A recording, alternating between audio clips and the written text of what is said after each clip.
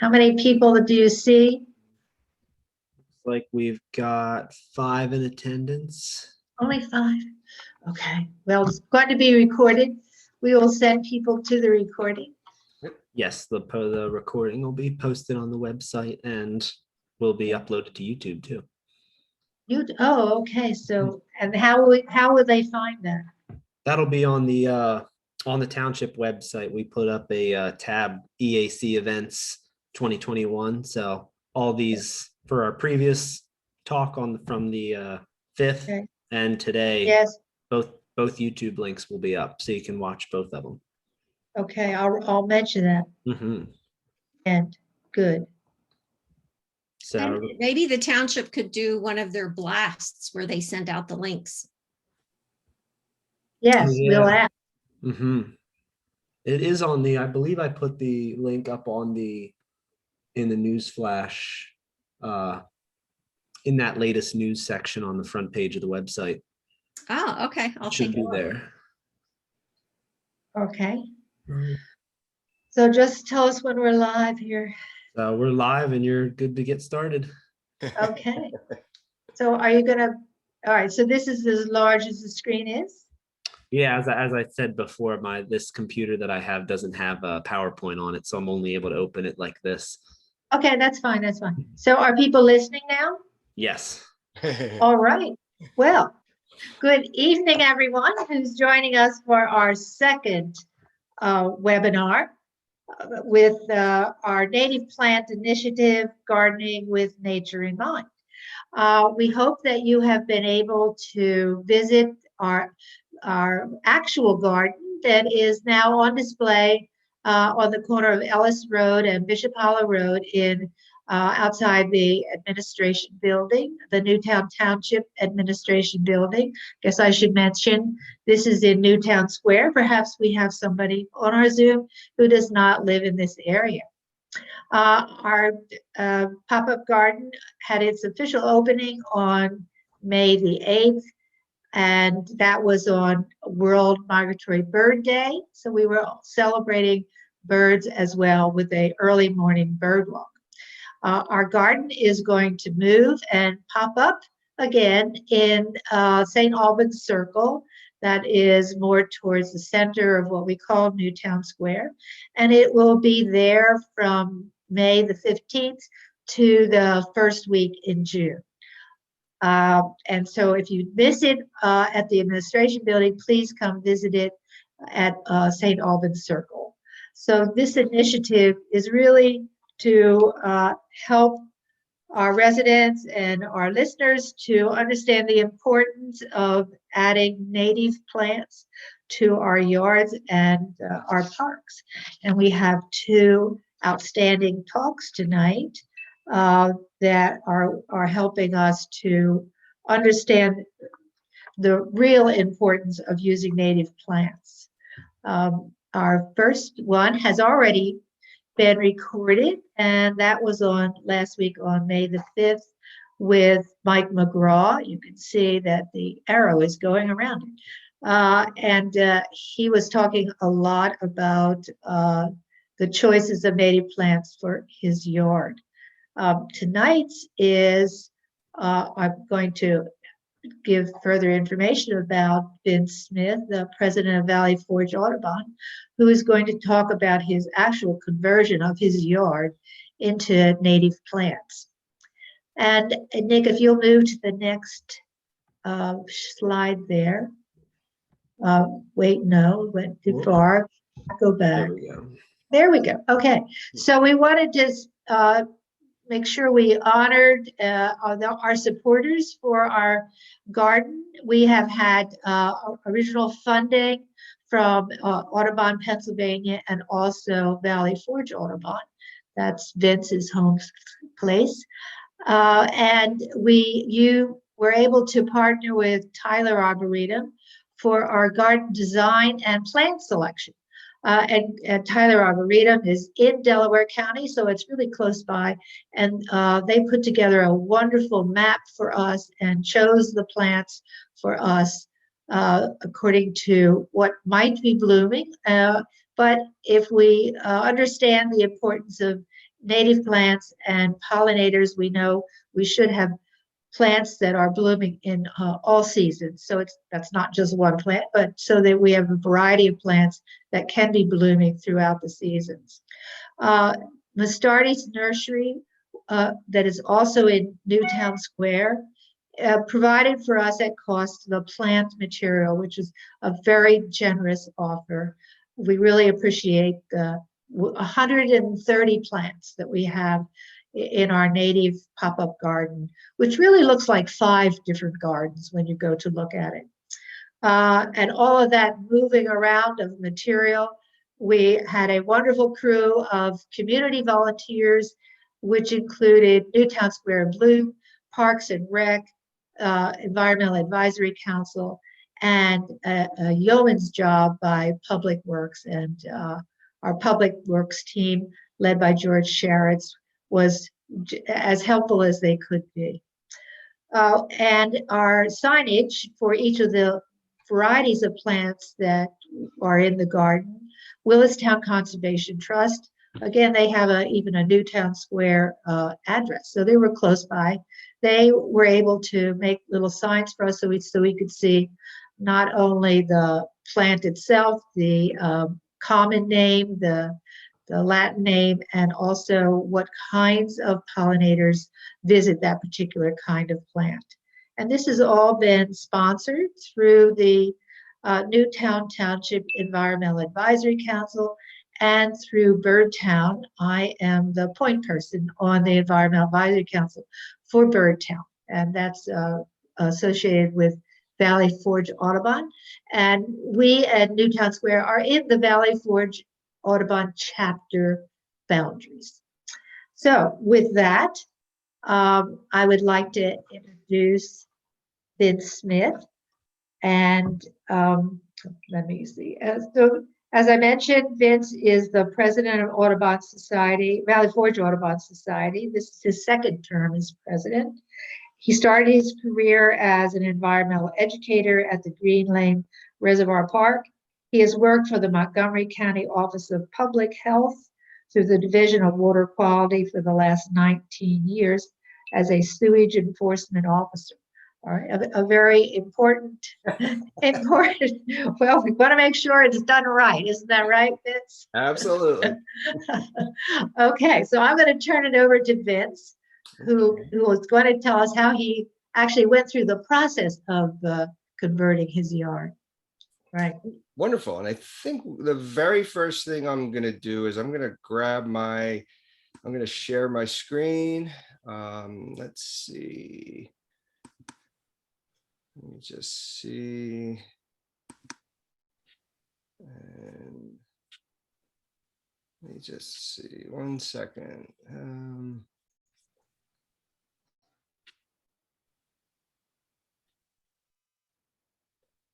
Let's see if I can find this. So by the way, I forgot to mention, I'm not real familiar with doing a Zoom, but if you have a question, please put it in the chat box. And at the bottom of your screen that you're looking from, and you can ask a question of Vince or of us, and we will answer those questions after Vince's presentation, and then again after Cindy's.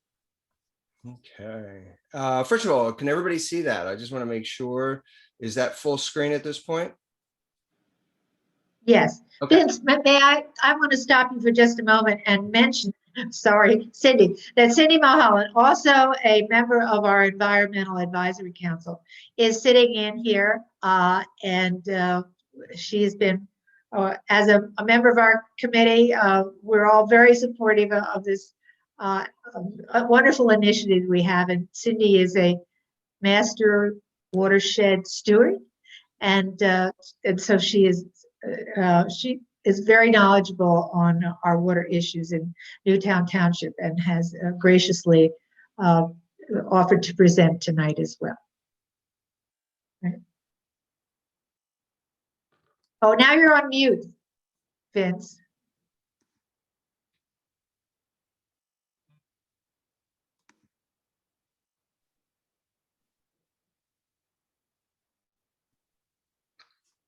Okay.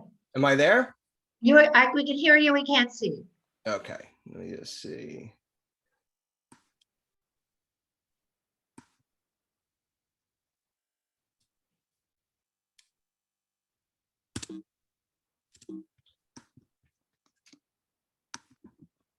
We Okay, could stick with hearing you. how's that? Can you Good, perfect, Okay, perfect. and Yeah. can you hear me also? Yes, yes. Okay, wonderful.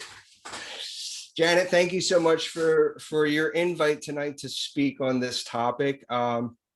As those of you may have known, last year we were going to try to do this type of a presentation, and due to COVID-19, everything was pushed back. So, and because of the nature of my job, I work for a health department. It meant that I was preoccupied with the pandemic. So now, thankfully, things have changed, and I now have the opportunity to be able to catch up with you guys and do the presentation here. And I guess the first thing is, the presentation is titled as Birds, Fish, Watersheds, and Native Plants. And I describe it as a personal journey of advocacy for the Delaware Bay. And I call it a personal journey for advocacy of the Delaware Bay because I actually began my life in Northeast Philadelphia along the Pennypack Creek.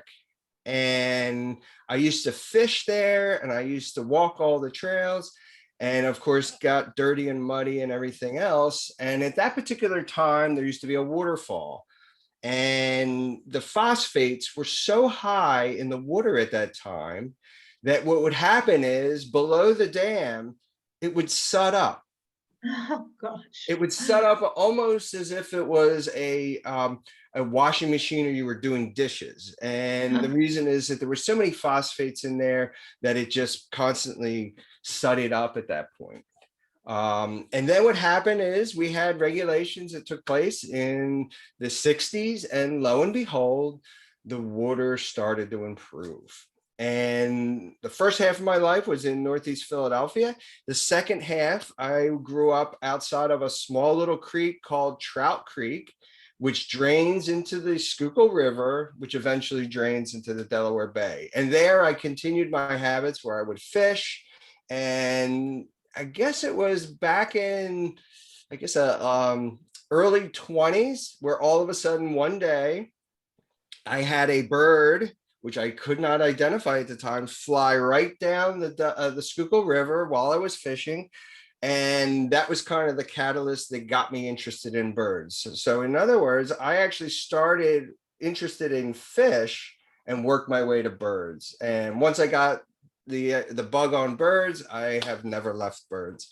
I still fish and I'm still interested in fishing, but for the most part, I'm primarily interested in birds. So this has been a personal journey from that front. And then the second part is I presently work for the Division of Water Quality as a sewage enforcement officer, but we also do permitting and licensing of wells and septic systems. And I have always been in contact with water, and it's so essential that we have good, clean water, and it is so essential that we clean our water up after we finish using it. And that's part of what my job is. My job is to make sure both the front end and the back end are all cleaned up and ready to go. So that's why it's been a real personal journey for me. And the other way that it's been a personal journey is because of the way I have landscaped my property.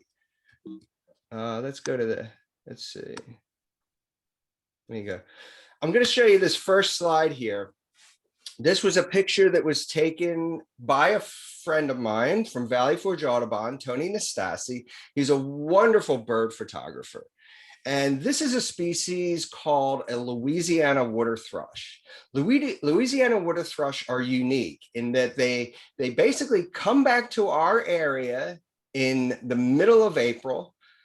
They raise their young, and then they're usually out of here by the second week in July. So they're only spending a short period of time in this region. And if you take a look at where this bird is spending time, this is a species that lives along fast running streams. And it actually nests underneath the bank where the tree roots all come in. And I know that this is the month of May because in the background, that little white flower that you can see there is a wood anemone. And in short, it's usually this time of year that flower blooms. And this bird is coming into this area. It probably already has babies, and it's going to be feeding its babies aquatic insects, and the aquatic insects that it needs require crystal clean, fast flowing water. So that's our Louisiana water thrush. This was again at French Creek State Park, which is out in parts of it are in Berks County and parts of it are in Chester County. Let me go to the next one. My next slide here. This is a picture that I had taken down on the Delaware Bay. This is a ringbill goal. Interesting that its Latin name is Larus delawaris, and the reason is that the bird was first collected in the Delaware Bay.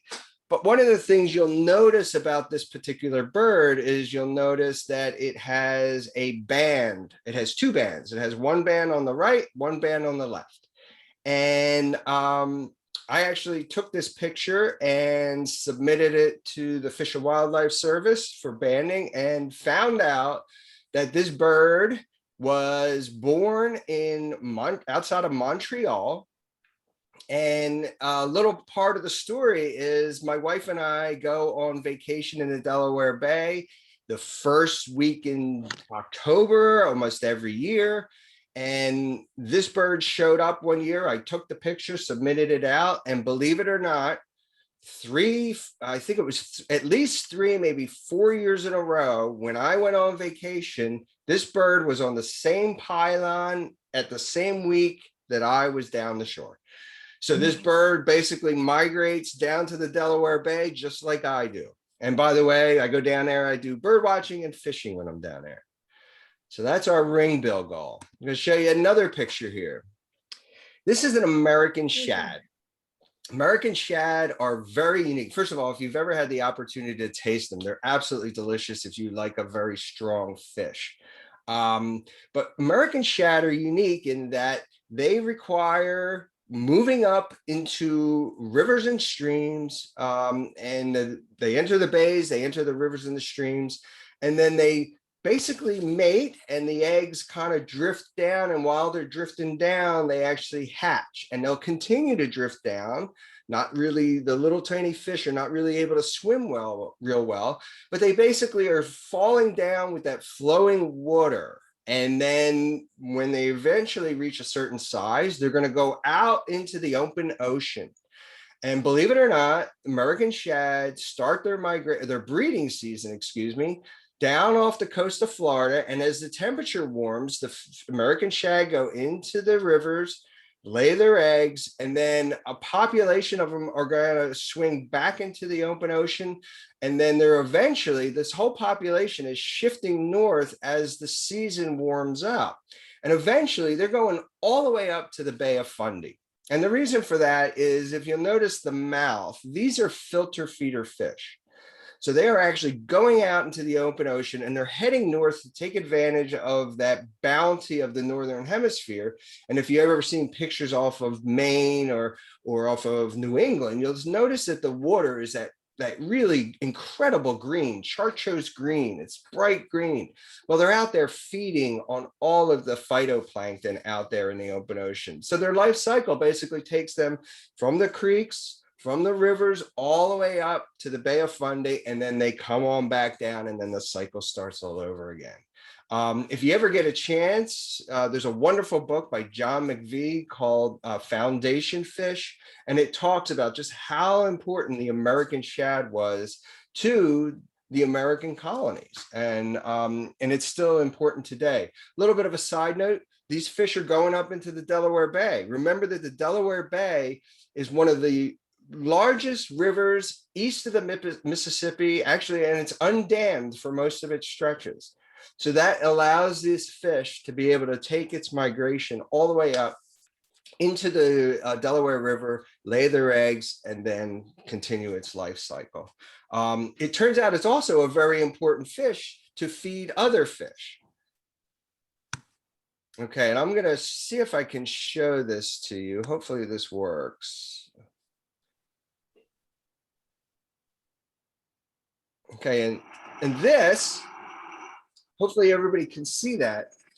This is a picture of bluefish actually feeding off of a fish related to the American shad, same family, and they're doing the same type of migration. And this incredible bounty, all these, this is a fish called a Mahalo, or some people call them bunker. And in short, the bluefish are then feeding on these bait fish. So it turns out that whether it's an American shad or a bunker or a Mahalo, all of these fish are breeding in the a lot of them are breeding in the shallows, and those clean waters are required for their babies so that they can then go out into the open ocean, and then we can have all this incredible bounty that takes place. So it turns out that, you know, clean water is not only important to our Louisiana water thrush, but it's also important to the bunker, and it's also important to the American shad. Am I back up? Okay, I'm back up. Yes. Okay, so here's my question. What do Louisiana water thrushes, ringbill gulls, American shad, bluefish, Manhattan, and all of us in the Delaware Valley have in common? Well, we all live in the Delaware River Basin. And as I mentioned, the Delaware is one of the largest rivers that has not been dammed. And part of that is a political reason. Who is to decide? New York, Delaware, Pennsylvania, New Jersey, and basically we all need this water. And having good, clean water is absolutely essential for all of the creatures that live within our region, including you and I. And I always tell people one of the most important things that you should know is, where is your watershed? And a watershed in a short term is, if the rain falls on the ground, where does it flow to? Does it flow to a ditch, which then flows to a creek, which then flows to a river, or to a stream and to a river? But we should all understand that for the most part, we all live in a watershed, and it's important to have a good, clean watershed. And the Delaware, as I said, is a very unique watershed because it is so free all the way up to upstate New York. And a little side note is that New York City actually gets some part of its water from the Delaware watershed. So New York City is involved with this New York all the way down here. And sure enough, they get a portion of their water from the Delaware. So it's very, very important to all of us here on this stretch of the East Coast. And it turns out that one of the best ways to protect our watersheds is basically to go native with your landscaping. And there's a couple of different reasons for that. And first of all, I do want to mention that the pop-up garden that you see presented are examples of showing the value these plants are to wildlife. And we'll get into the details as to why they are so important to wildlife. And, you know, as I said, this is a personal journey, and I'll kind of explain how it unfolded. It's kind of a strange tale. Off the top here, the value of native plants in the landscape. First of all, it's going to protect the land from the runoff. If you have the native plants, and these are the plants that are supposed to grow here, for the most part, they are going to help to kind of take that runoff and put it underground into the soil, and eventually gradually release it back into the watershed. It also protects the fish, because if you have incredible runoff coming down and siltation, that is going to clog the gills of the fish. And that's why if you ever see like a development, you'll see they have those silt protections, these big tubes of wood chips in the tube. And that's to kind of protect the disturbed soil from flowing down into the streams, because that actually clogs the fish's gills. The native plants also feed the fish, because the native plants attract a wide variety of insects. And of course, these insects, a fair number of them might actually fall into the water. And of course, the fish will feed on them. But it also turns out those native plants are also feeding the birds. And the old story that we used to think of is like, oh my gosh, you know, my plant is being consumed by all these caterpillars. And now we've kind of flipped it on its head and we say, that is awesome, because all of those caterpillars are actually the primary food source for your birds. And if you've ever read Doug Tallamy, he really makes it clear that these native plants provide the food for the insects, which actually feed the birds.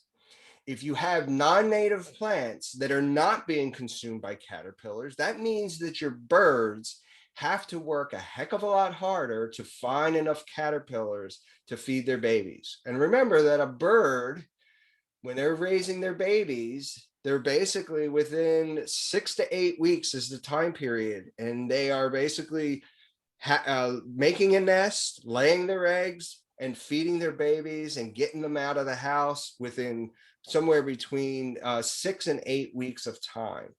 That means they have to find incredibly essential foods that are high in protein and high in fat. And caterpillars are that food. So again, flip it on its head. If your plants are being consumed by caterpillars, you want to celebrate, because that's your bird food.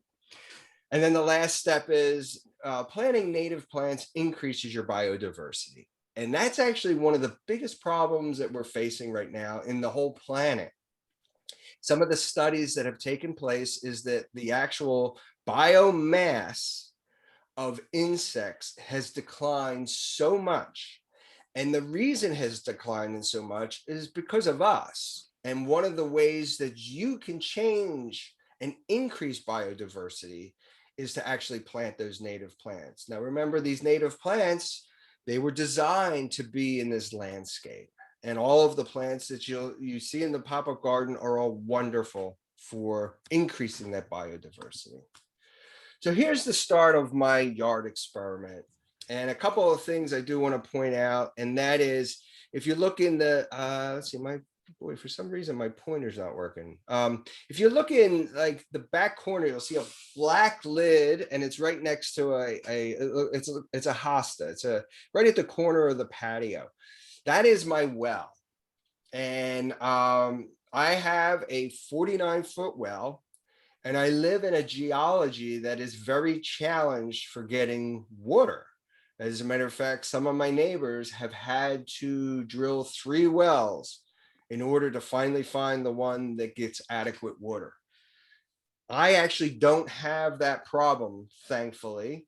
And as my well is, as I said, only 49 feet, one of the things I want to do is protect my well and also come up with a way to maximize water retention underground, filtering through to recharge my well.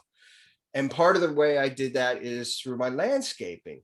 But one of the things you'll notice here, I wish I could get my pointer to work. Can you see my pointer? No. No, okay. I'll have to describe it. If you look on the left-hand side behind the most distant frog, there's actually 2 little baby cedar trees. These are eastern red cedar trees. And if you see the very first tree on your left, in front of that frog, there's a little spindly plant, and that is a eastern redbud. And eastern redbuds are associated, it's a plant that actually is associated with the canopy tree that I have, which is actually black walnuts. So this is the black walnuts were the original trees. And by the way, this picture is the only picture I have from the original property. So if you ever do make a yard conversion, I highly recommend you document it with pictures, because I don't have any pictures of the progression, and I would have liked to have had that. But in short, this is 21 years ago. My wife and I have been in the property for 21 years. And this is what it looked like when we first moved into the property. And I'm going to show a picture here. This was taken from the same view in September, the month of September. And you'll notice that there's a little bit of a difference between what it used to look like and what it looks like now. And one of the things you'll notice is the canopy trees are still there, but there is a whole bunch of understory trees. And the reason that first of all, I should explain what I kind of did. What I did was a lot of these plants were free. And it all started because I would see these native plants. Remember, I had a parks background and I like plants. So what I'd start to do is, you know something, let me mow around this. So I would mow my grass and I would mow around the tree. And I would just keep doing that and keep mowing around it. Well, nature ends up planting what's supposed to grow there. So in this particular case, I did plant the redbud, but the cedars and the spice bushes that you see right within this understory, as well as there's a tulip poplar off to the right, they were all planted by nature. And then at the front edge, you'll notice I have on the bottom right-hand corner, that is a whole bunch of asters, which at this particular photo are soon to bloom. So it's a big load of asters. And then the dry plant that you see right to the left of the asters on the right is a plant called bottle brush. And bottle brush is a phenomenal edge, or what they call it's an edge plant, meaning it's a plant that grows at the edge of the woods. And this is a clump grass as compared to a sod grass. Now, most of our sod grasses, they have about 6 inches of depth of root penetration. The clump grasses, some of these clump grasses can actually go down to 15 foot into the ground if it's loose permeable soil. And if you were to add that clump grass of bottle brush, as well as the canopy trees, plus the understory, realize that as much as you see in the canopy, there's at least that much material underground. So what happens when the rain comes is water is going to take the path of least resistance. And what is it going to follow? It's going to follow the tree roots. So when you have this massive tree root, it's basically taking that water and putting it underground and putting it where you want it, not on the road, underground, and not creating floods. So this is what just the contrast between what it looks now. Now, this is what it looks like in the wintertime. And I wanted to show this slide is because the primary time that our groundwater gets recharged is in the wintertime, in the non-growing season. So all of this snow falls onto my property. And as it gradually thaws, it is slowly moving down the soils and hopefully recharging my well, which is in the back corner of the house. And you can just see just that full depth of material that is present even in the winter season and how important that is for our groundwater. So one of the ways you can protect against increased storm surge is if everybody had this type of property, you would notice that there might be a big change in how much water is running off, because you're not having that. Again, sod is going to be 6 inches depth of tight root material. Now you have root material that in the case of the trees, they can go down 7 foot if it has loose permeable soil. So I wanted to show this slide because the snow and the snow laying there gradually permeates down through that as it thaws. This is actually what it looks like in the fall season, or it's actually winter too, but this is without any snow. And one of the things you'll notice is that I have all this leaf structure there, and I don't rake my leaves unless I have a purpose for them. For the most part, I leave them in place, and all of that plant material that I have is basically holding the leaves in place. Now, these will gradually break down and create that dark humus soil that you kind of think of when you think of good gardening soil. And as a matter of fact, if you were to take a sample of my soil, especially at this edge right here, I have probably, I'm going to say 12 inches of nothing but black gold soil. And that is because all of the leaves are there. And the other thing too is I'm not disturbing the soil, which means that you're actually taking carbon and you're storing the carbon underground. So that goes back to another point. How do we store extra carbon? Well, trees are storage capacities for carbon, and so is the soil, believe it or not. So this type of material is actually very, very good. And it's also important for certain creatures. And I'm going to show you another one. This is a red banded hairstroke. And the reason I show this photo after the last one is red banded hairstreaks feed on sumac and also dry dead leaves. So if you go around raking up your leaves, you're not going to be providing any of the food sources for a beautiful butterflies such as this. And my yard is covered with these every season. And the reason is because I basically leave my leaves in place. And that provides the food source for this particular caterpillar. But I wasn't aware until after I had a presentation with Doug Tallamy that a lot of the caterpillars, whether it's a moth or a butterfly, they require loose soil with a leaf cover, which actually kind of provides a humidity and a protection from the elements. So if we remove all those leaves, we're actually, and if it's just lawn, unfortunately, you're actually preventing some of these beautiful butterflies and moths from being able to finish their life cycle, which typically is underground. When they drop down to the ground, they burrow into the soil, and of course they want nice loose soil. Let me just sorry about that. Okay, we'll go to the next one. Okay, this is what it looks like in spring. I'm going to see if I can. Okay. This is what it looks like in spring at this point. And what you'll notice is I have the evergreens in the front edge of the property, creating a little bit of a barrier. And then I also have the red buds in bloom. This is the spring season. And if you look to the far left, you'll see there's a little hint of a bluebell. Bluebells right now are my favorite because the deer don't like them. So I like to have a little bit of color in the springtime. And again, this is my property, and you can't really see it, but basically the slope goes from left to right. This is just the other shot. And again, you can see that the leaves accumulate at the edge of my property. All that plant material kind of grabs those leaves and holds on to them. Oh, that's just a duplication on that one.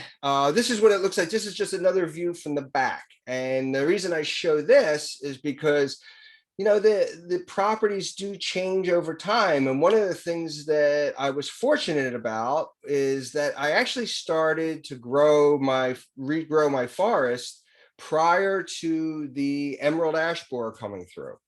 And the emerald ash borer came through and destroyed the majority of the trees in the back of my property.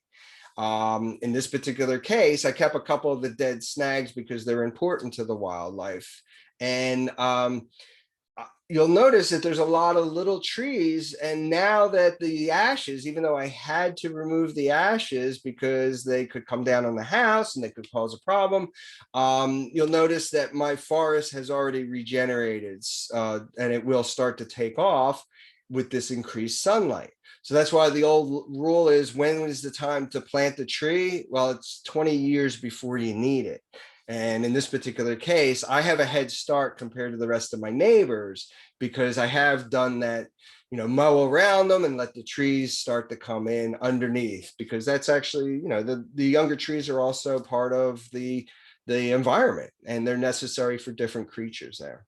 The other thing I want you to notice is that contrary to the way everybody else landscapes from how the house looks from the street. I actually and my wife do the opposite. We actually landscape for how it looks for us out the window. And part of the reason we did that is because we went through a renovation and we plan to live here as long as we possibly can. And because of that, we decided, hey, we want the rest of our time in this house for our view, not necessarily the neighbor's view, because they get a chance to see all these beautiful places. We want to be able to look out the window and see the beautiful yard. You can see my bird feeders. By the way, the one advantage of feeding birds is they will bring some of these native plants to your property. Remember, they're consuming the berries, they're excreting them, and they're planting them. You just have to figure out how to identify them. This is, again, same view, but in the springtime, looking out the back. There's my bluebells, there's my red buds in full bloom. You can see my black cherry is in the process of just leafing out. So this is early in the season. And you also look, I do have a pond. I have a little tiny pond, which is a great benefit. And again, part of this has been, I describe it as landscaping more as a midwife than landscaping in a serious way. The nature is kind of providing me with what's supposed to be here. All those cedars you see in the back, they were all bird planted, and I just mowed around them. And basically over time, you get some great native plants. Of course, the downside is the birds also plant the invasive ones. So you have to be able to identify the invasive ones, which reminds me, at some point, I think we're going to, for Valley Forge Audubon, we're going to do a presentation on the top 10 invasive plants to our region. So look for that one. This is actually a view from the backyard of my neighbor's property. That is what the back of my yard used to look like. And it was just the canopy trees. And incidentally, our property was actually one of the first. It was built in 1959. It was one of the first houses that were actually built with existing trees. They were young trees, but then they grew up into the canopy. So it was not a situation where our trees were planted by people. They were actually planted by nature. And basically they put the housing development into the existing trees, which was kind of interesting. And one of the things you'll notice, and how I can tell that, is if you look at the way the trees are growing, you don't see that. Sometimes when they drop in the old days, when they would drop a tree into a property and that's existing, you would have that giant root ball, and you don't see any root balls. These were trees that grew on their own. Here's my little pond. The pond actually provides food and water for both the birds as well as the frogs and everybody else, snakes and everybody else. And this is just the edge on the pond. I have a bunch of irises, and the plant you see on the left-hand side, that is a native hydrangea called arborescens, Hydrangea arborescens. It's a phenomenal plant. It gets eaten by deer, but if you protect it a little bit, it can come back, and it flowers very, very well. Provide my hummingbird feeder. They like that. And again, one of the things I forgot to mention is on the downside of this pond, I actually have a little overflow pond, and it's supposed to act as a almost temporary vernal pool. So when my pond fills up, it overflows and it drains down into another basin, which then holds additional water. So I never get to the point where if it is overflowing, it's actually going to be taken and placed at another location. I know the time of year here, I have goldenrod in bloom, and I have obedient plant, which is the pink one in the back. And that is actually going to be in the month of September. And again, this is in closer into the season, and you'll notice there's the pond with the duckweed. And of course, you get little critters that come in, such as frogs. Sometimes Friday night entertainment for my wife and myself would be to sit by the pond with a glass of wine and observe the frogs. And it's pretty fun to watch the frogs go.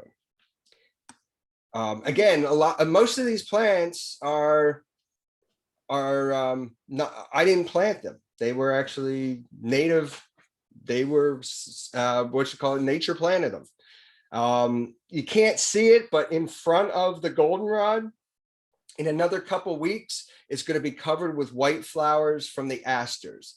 And I think the asters are one of the most underrated plants in the world. And every day or every year, nature is planting asters in your property. Probably, if you identify them, you can keep them, and I highly recommend them. They're wonderful pollinators. They're wonderful, especially in that late season fall when the honeybees and everybody needs to get rolling. Okay, this is just another view in the springtime as it's growing in, and of course I provide I provide boxes for the birds, and typically most of my boxes do get utilized. And this is a half-acre property, by the way, so you can do a lot in half-acre. And the biodiversity that you get, especially from the bird standpoint, if you're a bird flying overhead, you see this from a distance, and you're going to come down and take a look, because there's a lot going on here. This is just what it looks like in the fall, same shot. And then this is actually from the back rear of the property into my shed. And of course, that's what it looks like in the summertime. You can barely even see the shed. And the reason is that this is a plant called a silky dogwood. And I always tell the story where this was bird planted and I mowed around it, and finally it got big enough and it fruited. And I went out in the morning and was looking at it when it was full of fruit, and all of a sudden I had a scarlet tanager, a Baltimore oriole, red-eye vireo, and did I say Baltimore? Yeah, and catbirds all feeding in the same shrub.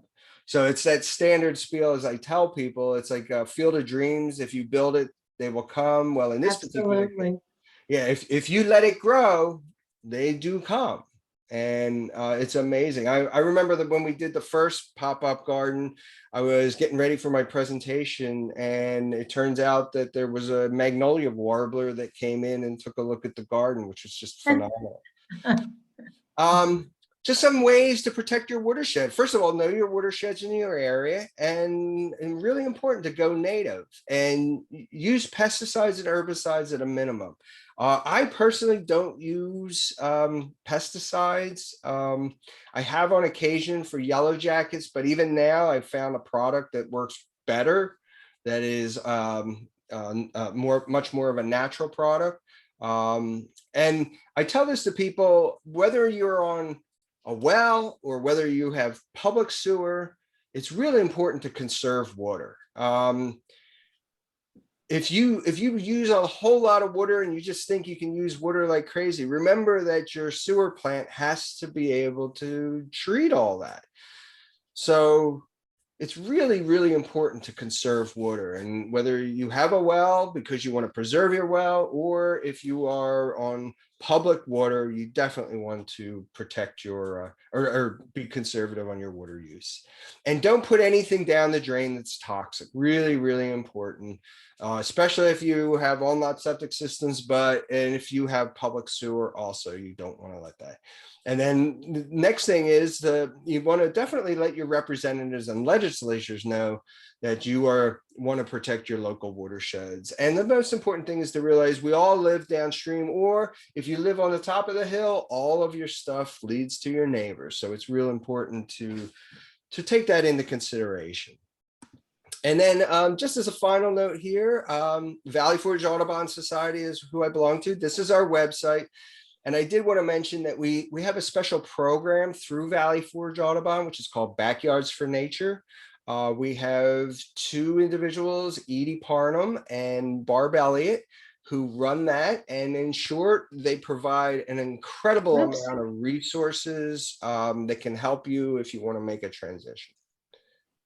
So with that, I'm going to stop share. Okay, Vince, that was wonderful. I learned so many things that I'm going to do differently on my own property. Really, like mow around what I'm not sure is good or not. I always tell people, send me a picture. If you think it's good, send me a picture. I'll let you know if you want to keep it or throw it or get rid of it. Right. So we have a few questions in the chat. One is, do you have a septic field or are you on city water? I am on City city, sewer. I'm on city, public sewer at this point. However, when the development was first built, it was all on lot and they all had just seepage pits. Uh-huh. And they all Okay. went belly up, so they had to put in the public sewer. Okay. All right. And so nothing toxic down the drain. Nothing toxic. Right. Okay. Good. So the other question here is, I just planted 3 native trees in my yard. They're about 6 feet tall now. Do I need to protect them from the 19-year cicada and who might lay eggs at the end of the branches? I know we're getting the 19-year brood X. Yeah. Going to be coming in. I don't think you should have a major trouble with that size. Most of the time, at least from my past experience, the cicadas like to spend most of their time up in the canopy. And it depends on if you are in the zone, because there's a lot of areas locally that are not going to be affected at all by this brood. But there are some areas, especially if you get a little bit further west of here into the range of like Limerick to Pottstown. We actually were at this property in when the last batch, the 17-year came through, and we didn't have anything in this area. So if you had them in the past, you might have a little bit more of an issue, but if you didn't have them in the 20 years ago, then, or 17 years ago, then you shouldn't have a problem now. But again, most of them are going up in the top canopy, and that's where they lay their eggs. The females girdle the little twig branches. They lay their eggs in the slit of the bark. That little twig branch dies. And then when the wind blows and it snaps off and falls to the ground, then the young larvae hatch out and burrow underground. And then they wait another 17 years to come on out. Amazing. But we do know that birds like to eat these cicadas. Yes. So it's a feast for them. Absolutely. Right. All right, well, Vince, this has been very informative. We really appreciate you sharing. I know we'll be on the website to get information about gardens, as well as some of those Zooms that will be coming up. Okay, thank you. So we invite you to stay on while we have Cindy Mahalo. She's going to talk more about those native plants for rain gardens and the watershed. So Cindy, I think we're ready. If Nicholas is ready to put up your screen, perhaps you would like to give us a bit more information before we start. Sure. My name is Cindy Mahalo, and as Janet Carvanis said earlier, I am a Penn State Master Watershed Steward, and that is a program of Penn State Extension. And I'm also the co-chair for the Newtown Township Environmental Advisory Council. And I'm just going to be piggybacking on Vincent's excellent presentation. He said so many helpful things that I'm just going to kind of add on to that. And he did a great job of explaining how he converted his entire yard over a long period of time to be exclusively native plants. And I'm going to present kind of different ways that if you aren't ready to go in with both feet the way Vince did, you can there are other ways to do this. So next slide, please. Okay, so as Vince explained so well, we have a picture in the middle here of the American ideal, which so many people spend so much time and effort making their yards look like that, when it really, as we've heard, is not very healthy for the environment and for our habitat and birds. And lawns of turf grass like this are very, very unnatural. They interrupt the hydrological cycle, which is to say that they disrupt the natural way that water re-enters our streams and rivers, again, as Vince explained, by infiltrating into the soil and down into the groundwater.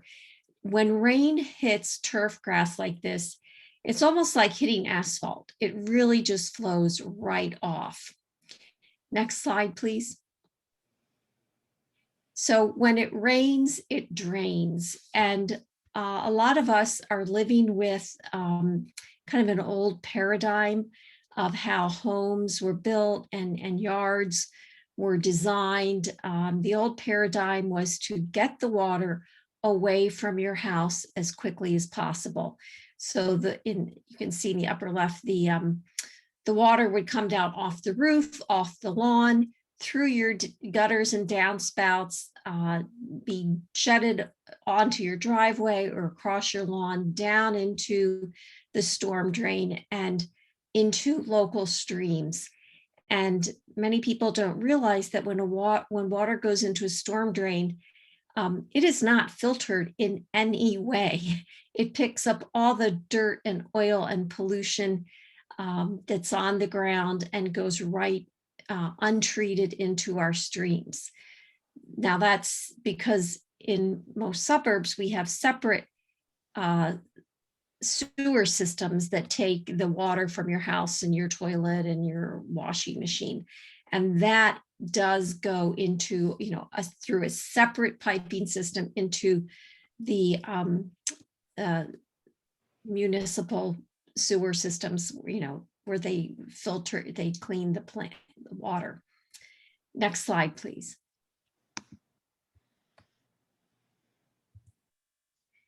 And this is just a couple local examples of pictures that I took. The one on the left is behind the Suburban Seahawk Swim Club, which is a grassy area with trees. It's on a steep hill. I was coming out after my swim one day. It was pouring rain, and there was just, a stream, a torrent of water coming down over the grass, not soaking in at all. And on the right hand is, that's right outside my house, where the water comes off the pavement and it picks up the silt and soil, and that goes down into the storm drain and into our streams. And as Vince mentioned, the sediment is extremely harmful to fish. It also collects in our reservoirs. If you live on the western side of Newtown Township, you live in the Crum Creek watershed, and Crum Creek goes into the Springton Reservoir, which is getting silted up because of all the erosion and the sediment that goes into the reservoir, and then there is an expense to have to dredge that out. So that is one of the ways that this erosion has another negative impact. Next slide, please. And I don't know if you can make that any bigger, but these are pictures that I grabbed off social media, which show whoops, go back, sorry. There. After some of our rainstorms, the one on the left is Eagle and Reed Road, kind of in Springfield or Havertown. The middle photograph is also in Delaware County, and the one on the right is in Newtown Township. And this just shows you that the rain that comes off our yards ends up, it gathers and it causes very costly damage. Next slide, please. Okay, but as Vince said, that native plants can be a big part of the solution, and they are drought tolerant. They're adapted to this area and our climate and our conditions. They require less watering. Really, you don't need fertilizers or pesticides, and they do provide such important habitat for our native species. And if you go to the next picture, I love this because this shows what Vince was talking about, which is the depth of the roots. So on the left, you have some typical plants that people, I live in an HOA, and the people here love I call it eye candy, because they choose a plant because it looks pretty to them. They don't think about its value, what it contributes, how it functions in the environment. And I started out that way, 30 years ago when I started gardening. That was my criteria, but my values have changed over the years. And instead of planting these shrubs on the left, and here you can see fescue turf, itty bitty roots it has there compared to some of the plants on the right, black-eyed Susan and ninebark, which is a lovely shrub. Look at how deep those roots go. So one of the first things you can do is, if you're not ready to go, make as drastic a transition as Vince made, just start by selectively putting in, choosing native plants that have these deeper roots that can help promote water infiltration. That's kind of the first thing you could do. Then in the next slide, one of the second things you can do is you can take a little bit of bigger step and plant a rain garden. And rain gardens take all different shapes and forms.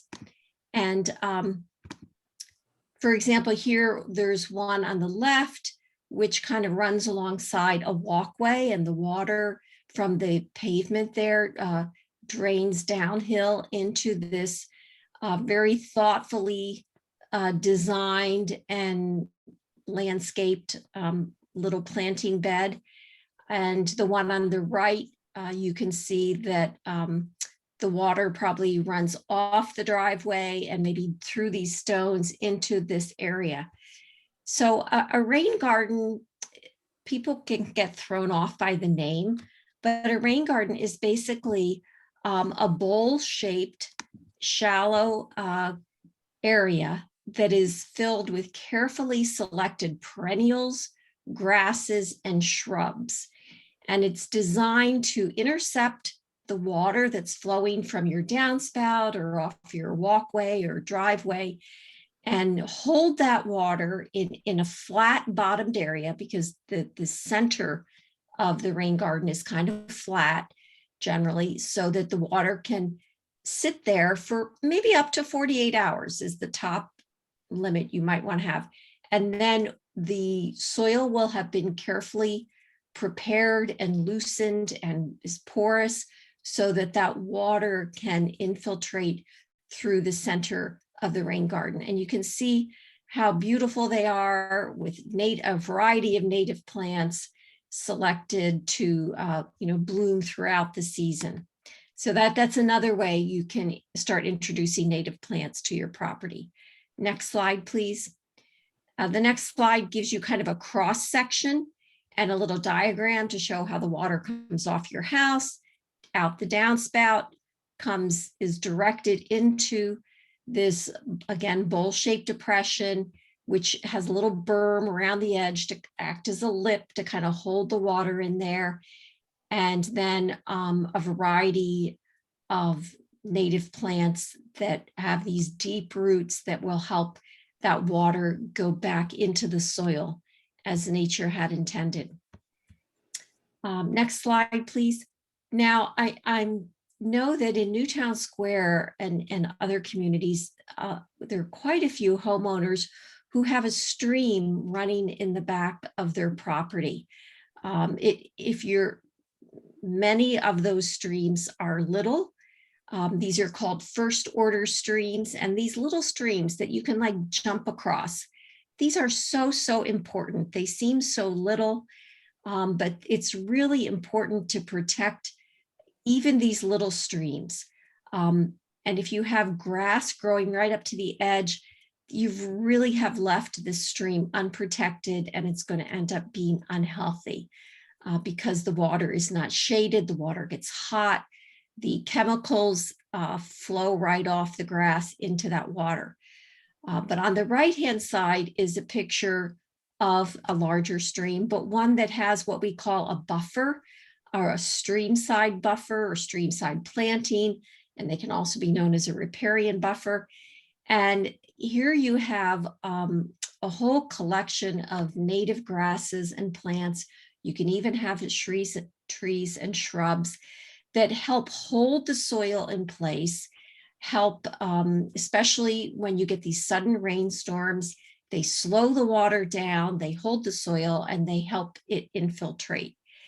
And these vegetated riparian buffers are so important that the state of Pennsylvania has recently set a goal of planting 95,000 acres of riparian forest buffers in the state by 2025. So that's only 4 years.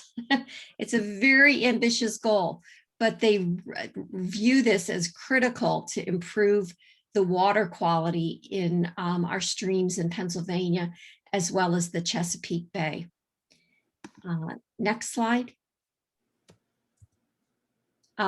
This is a little more detail. Again, a cross section showing on the left an unhealthy riparian buffer where you have, again, the grass coming right down, and you end up with warm, silty water. The sun bakes on there all day, and this is very susceptible to flash flooding. The picture on the right shows a much more optimal, healthy stream habitat where you have trees and shrubs. You have a diverse plant community, which supports nature and also helps control the water. And to many people, it's much more beautiful to look at. It's a lot more interesting. Next slide, please. And before I conclude, I just want to circle back to a topic that Vince mentioned, which is the pollinator plant connection. I've also read Doug Tallamy's book and some other books. And the more I learn about this pollinator plant connection, the more amazed I am. I think it's pretty commonly known that the monarch butterfly only lays eggs on milkweed, and its caterpillars only eat milkweeds. But there's so many other species that are like this. For example, spice bush, which I just planted a spice bush in my yard.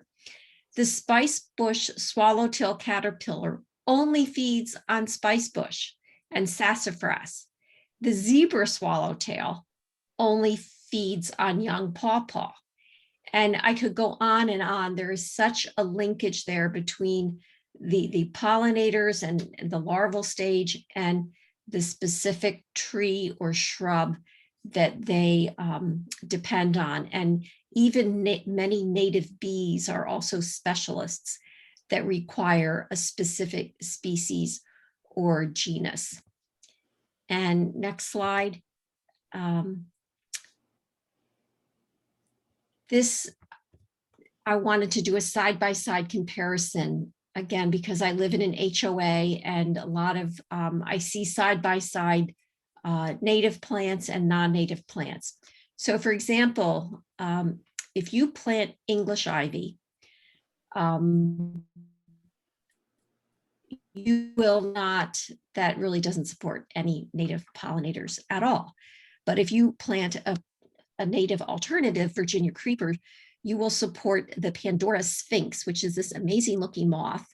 And there you see its caterpillar, which is just a tasty little, nutritious little nugget for all those baby birds. And then if you plant the native dogwood versus the Coosa dogwood, you will be supporting the spring azure, which I have to say, I've never seen one of those, but I'm going to keep my eye open for it on the native dogwoods in our neighborhood. And then trees are also a really important source of pollen and nectar for the different pollinators that the birds depend on. And the oak tree supports this Polyphemus moth, which you can't see it so much here, but it is huge. It is not only stunning, this is an amazing moth to see. Next slide. So our township, Newtown Township, also recognizes how important native plants are and how important it is to control stormwater. And we actually recently applied for and got a grant to use native plants to reduce stormwater that causes erosion. And this fall, we're going to be planting 2 rain gardens filled with native plants on township property. And you can get involved with this, first of all, by learning. We're going to offer a rain garden workshop in September, so you can learn more about rain gardens. And then shortly after that, we're going to have community work days, asking volunteers to come help plant these rain gardens. One is going to be in the Newtown Edgemont Little League Field Complex, and the other is going to be in front of the township building. And then we hope that after you've learned and helped do this, you will be inspired to build your own rain garden or riparian buffer on your property. Next slide, please. And why is this so important? Well, as we said, silt gets into our streams and causes a degradation of the water quality. And the State Department of Environmental Protection has identified the major pollutants in every stream in the state. And they've told the local municipalities what those pollutants are and just how much they expect each township and municipality to remove. So in Newtown Township, the major pollutant in Crum Creek is sediment. And in Darby Creek, which the streams on the eastern side of Newtown Township, which is basically east of Route 252, the major pollutant is sediment, and there are also some PCBs. So we have been informed by the state that we must achieve a 10% improvement or reduction in our pollution levels in 5 years. And down below are the exact numbers that we're supposed to get rid of. 63,000 pounds of total suspended solids or sediment from the Crum Creek and 76,000 pounds from the Darby Creek. So how are we going to do this? Well, we're going to do it. Next slide, please. It's a team effort. We need your help. And these are the logos of some of the organizations that are going to be involved in this rain garden initiative. We have the township. Oops, can you go back? Newtown Square in Bloom is a group of community volunteers committed to beautifying our township. 100 Rain Gardens is a rain garden program in Haverford Township, which I've learned a lot through. They have great workshops and training sessions, and they've offered us some advice and their expertise.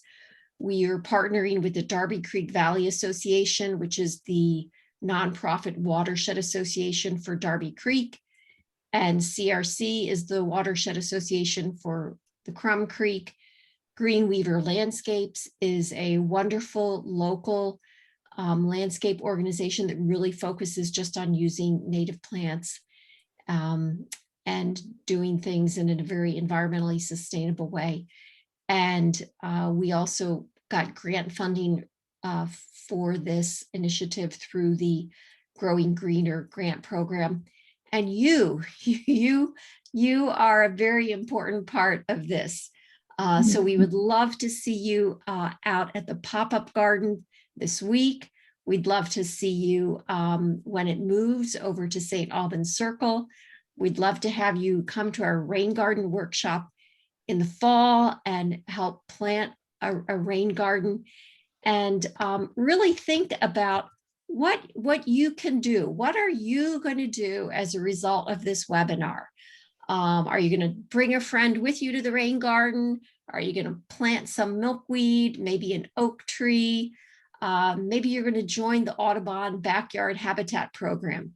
each one of us can be a change maker in our own community. You have to start somewhere, pick a goal, take a step, do what Vince did. He decided he was going to make a change and look at what the result is. So I just challenge each one of you to take a step, because your actions can really improve the environment today and make an impact for generations to come.